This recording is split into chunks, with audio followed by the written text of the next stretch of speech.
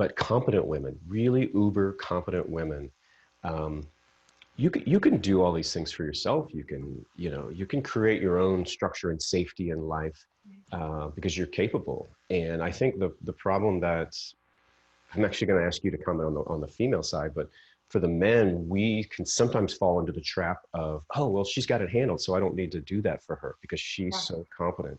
Yeah. And I will admit I had experience of this back, you know, way back when I was married. I was married to a very competent woman, and I think I lulled myself into leaving a lot to her. Mhm. And she said something very simple but profound, which was, yeah, I can do all these things. I just don't want to have to You do want it. to have to. That's exactly right. Yeah. Yeah. Yeah. So I think, I don't know, from the feminine perspective, I imagine the flip side is true of you fool yourself into thinking, okay, I'll just handle all this stuff for myself. And then 10, 20 years later, Yeah. you're absolutely just worn out and dissatisfied. A This hundred is my, percent. okay, yeah. 100%. So when we first got married, and we're both naive. I'm excited about starting out life, and I came from being the oldest in my family. I had three younger Mhm, brothers, and mhm, so I was used to kind of handling things. And I had been on my own, and he had never actually fully been on his own.